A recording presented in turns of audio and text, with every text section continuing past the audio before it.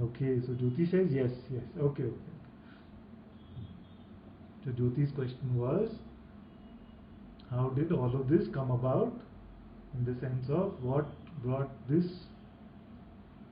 being into giving satsang or having satsang in this way.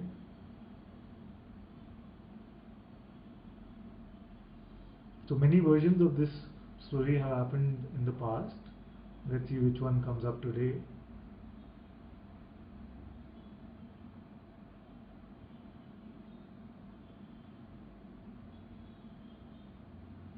So for a long, long time in the life of this person, there seemed to be no belief in the concept of God. And there was this thought which was believed, which was that all that don't have faith in themselves have invented this concept of God just because they are scared. That they need something to rely on, therefore they have invented this concept of God. And then some experiences happened where I came across some being who was able to foretell the future. He was an astrologer, he was very accurate with foretelling the future. And at the same time, a lot of suffering was coming up in life. So with that, what happened is, I came across this book called Autobiography of a Yogi, because life created some openness. So first this book appeared, Sri Paramahansa Yogananda's book, Autobiography of a Yogi, and it had some deep impact here. But if I were to look at it now, I'm not sure what was it that so deeply affected me then. But in reading Autobiography of a Yogi, something was there about learning Kriya Yoga and doing some Kriya type practices, and that led me. So he was Sri Paramahansa Yogananda. In Bangalore there's a master called Sri Ravi Shankar, so who teaches something called the Sudarshan Kriya. So I found that when I came to know about this was in 97 or 98 most likely, and when I came to know about this Sri coincidence and the Kriya similarity, I felt that I must go and try this.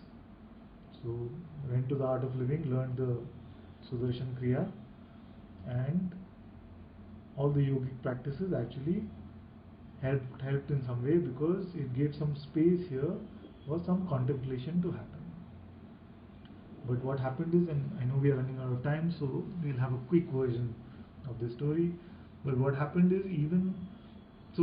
there was a lot of interest in the Art of Living here, and did many courses and programs with the Art of Living, with the ultimate goal which seemed like to become a teacher of the Art of Living.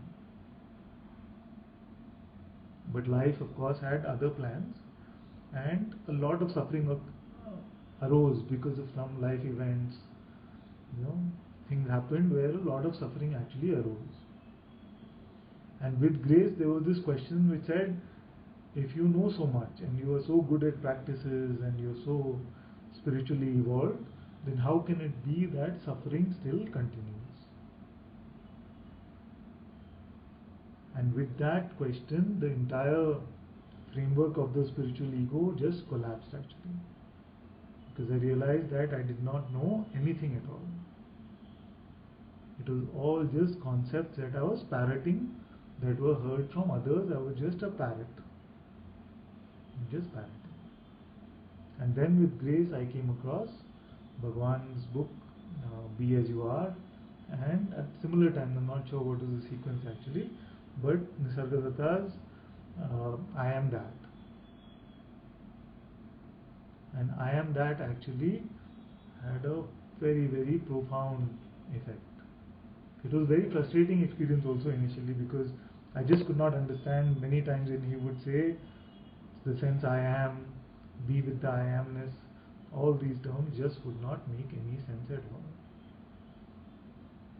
Then in looking for a teacher, I looked for a student of his, because I knew that Nisargadatta Maharaj had left the body. So I looked for a student of his and I found Ramesh Valsekar.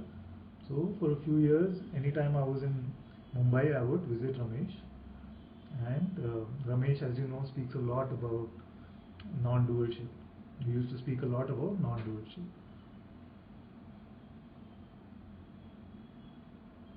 But something was still not completely clear.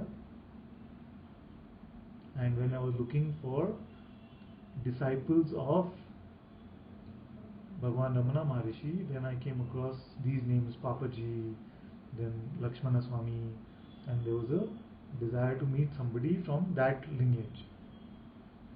So when I went to Thiru for the first time, there was a feeling that I would like to meet Lakshmana Swami, and by then I'd seen all of Muji's videos on YouTube, but there was no feeling that this one is going to be my guru. So when I went to Thiru, it was mostly to do a lot of spiritual shopping actually, to meet all the masters who were there in Thiru. And as grace would have it, I saw Muji first. It's a long story. I was late for satsang, I was waiting down, and then I saw him come down the stairs. And as he was coming down the stairs, this strong feeling came over me that I have come home. That my life is his problem now and everything will be taken care of. This strong feeling came and I gave him a hug, and it was a short meeting. And then I always believed that next day I went up to him on the hot seat actually. But if you look at the dates now, you realize that one day went in the middle and I have no recollection of what happened on that day. There is no recollection of that day, of what happened in satsang or any of that. I just remember that when I landed up on the hot seat, in looking at his eyes, all that was spoken and was just an intellectual understanding earlier was seen to be completely true. The person had completely dissolved, and all there was this oneness and pure love that was being transmitted from his eyes, and all sense of separation vanished. This is what was happening internally while you see me doing all the crying and laughter all happening at the same time in the video. So that is what happened. And then after that, Muji just adopted me. Muji just adopted me, and it just has gone on like this very naturally in its own flow. And there was no feeling here, very strong feeling that I must do satsang or this should happen. In fact, we wanted to do video satsangs with Muji. In fact, that's how it started in Bangalore. That we started doing fortnightly DVD satsangs here. We started doing these fortnightly DVD satsangs, and it just happened that his presence was so strongly felt in those DVD satsangs, and then these beautiful beings started coming, Ram and Jyotika and Amrita, Om would log in online. So these beautiful beings started coming, and for some reason they started asking me questions. And usually I was not very open to answering, but for them, just these answers also seemed to flow. So when these answers used to flow, and I could also feel the Master's presence so strongly here, then I wrote to Muji and said that this is what seems to be happening.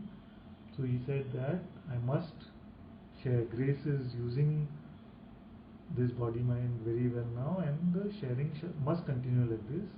And he said one phrase in the mail where he said that we must bring more beings into this Sangha of being.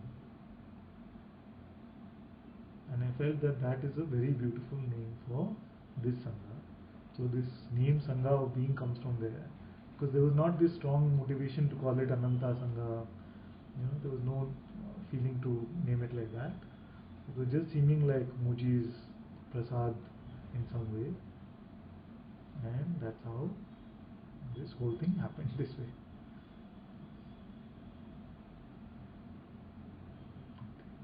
Thank you so much. Thank you.